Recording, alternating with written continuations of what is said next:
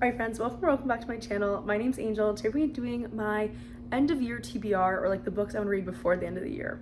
I made this whole list at the beginning of the year that I feel like I have read a lot of them, but some of them honestly don't ring true anymore, or they're books that like I'm not as interested in reading as I was in the beginning of the year, if that makes sense. There's also some that I am really still passionate about and I really want to finish, so I kind of want to go over those and hold myself accountable again and remind myself what we're doing here. I did make the video, I think a week ago now or 2 weeks ago now, about my checking in on my 2024 reading goals. And that's kind of me just going through all the goals I made this year and kind of like looking at like how I was doing with most of them. And I kind of did the same thing where no, there was some I was kind of like, I don't really care about these as much anymore, and some that I was still like, no, I really want to do this and do better at it, so I need to start doing that more.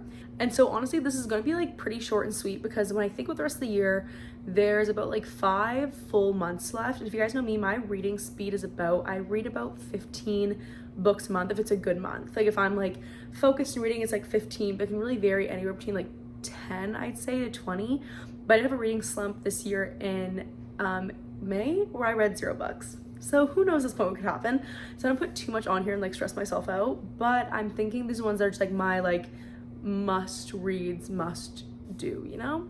Let's get into it. So the first section is rereads, because if you guys watched that video where I talked about 2024 reading goals, a big goal of mine is to get into annotating this year and to not be like more mindful when I'm reading, but I feel like when I'm doing rereads, like really reflecting and like going through and like tabbing and annotating and all that fun stuff. And so my big goal of mine this year was to reread, and I've reread 0 books so far this year. So we're putting forward like a concrete list of books I want to reread this year.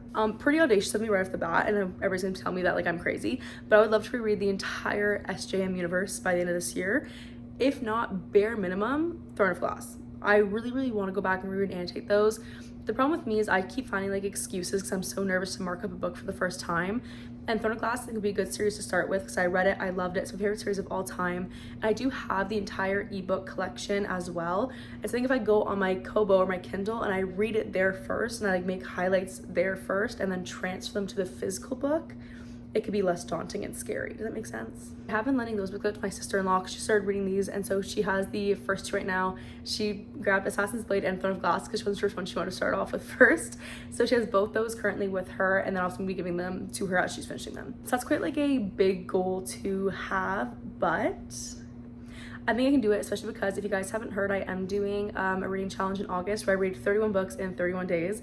It's gonna be a lot of fun. There's gonna be no rereads in that. It's gonna be like all kind of like new books. I have a bunch in my cart right now that I'd love to get through, as well as I always buy books on my Kobo when they're cheap and on sale for like $1.99, $2.99, and then I forget that I have them. And then I look at my purchase, I'm like, oh, I have 70 books I purchased on there.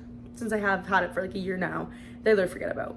So that challenge is more so about limiting the physical TBR and getting through most of those books in my Kobo, and then we're gonna be like reread central for the rest of the year, I'm hoping. Another big series I actually have here that I will grab is a series I've probably read like 3 or 4 times now in my childhood. It's my Harry Potter collection, and I actually love the version of the Harry Potter books I have. I think they're really pretty. It's this cut, like these ones, if you guys haven't seen.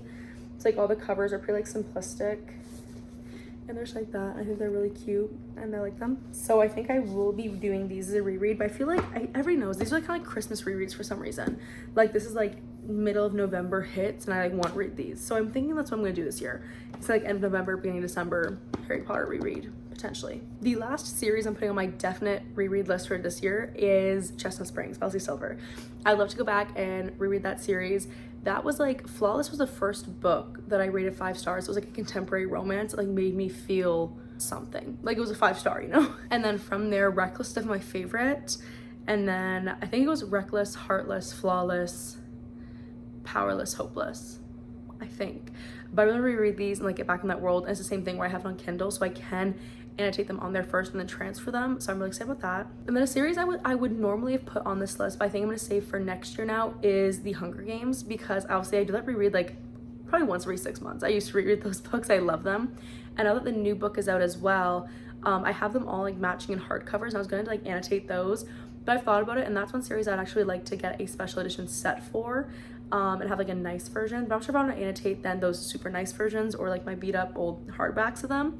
But there is the 5th book, the second like prequel she's coming out with in March, so I'm not sure I want to wait until there's like some sort of like box set for all 5 of them that comes out that I can like make all like annotate those, have them all match, or what I want to do, but that one's gonna be on hold for a little bit. And then we put 3 standalones on this list, and the one I'm really scared to put on because it's like really daunting to me still, even though I've read it and rated it 5 stars, and that is Babel. I'm gonna put Babel on this list. I would love to reread that. That was, I'd say, was like my first big fantasy I read, and it was like a book I just read, and it was so gut-wrenching. It took you through like everything. I feel like it was so long.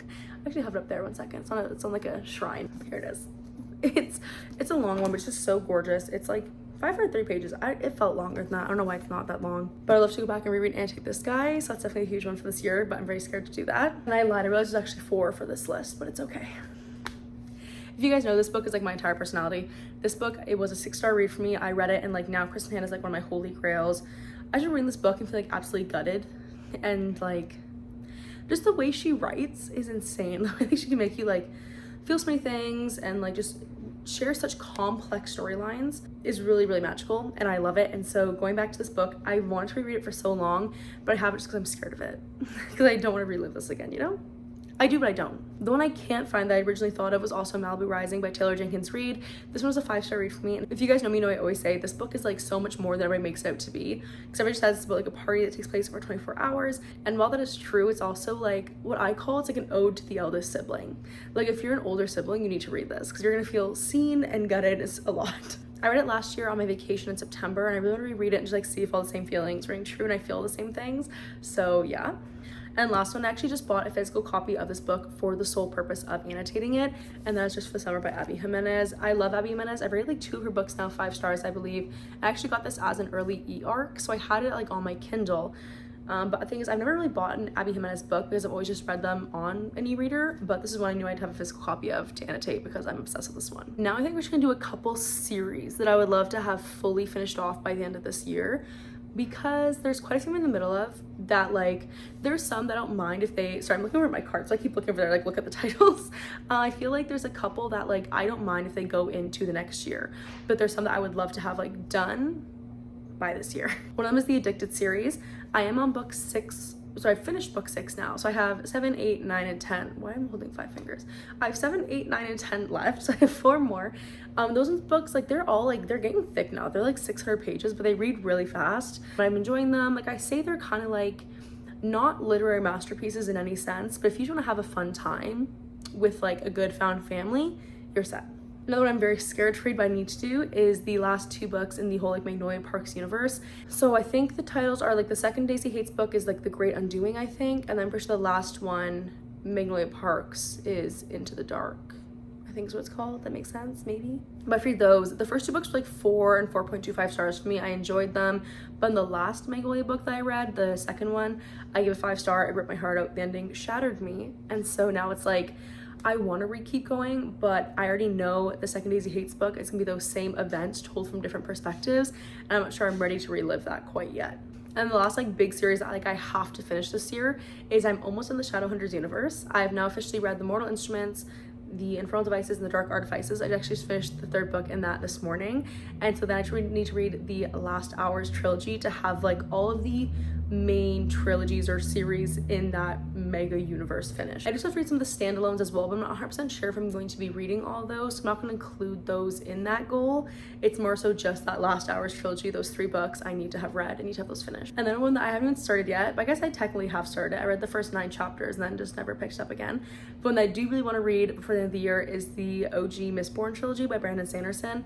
I keep saying I want to get into his work, and I've wanted to get into his work since January. Like that was the goals I made for this year, and then I've just been so intimidated. I haven't picked it up, and then the problem was I tried reading it at the wrong time.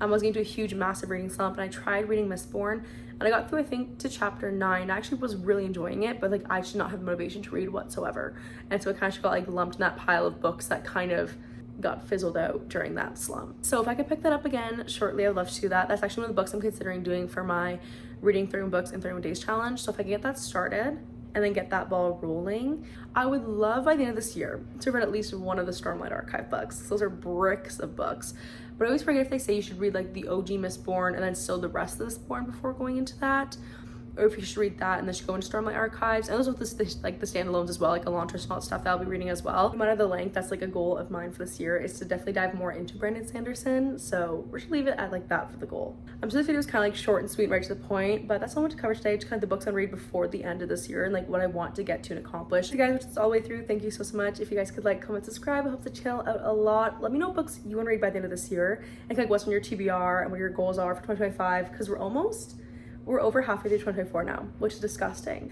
But as always, also on TikTok, Angel's Book Corner. I'll see you guys in my next video. Bye.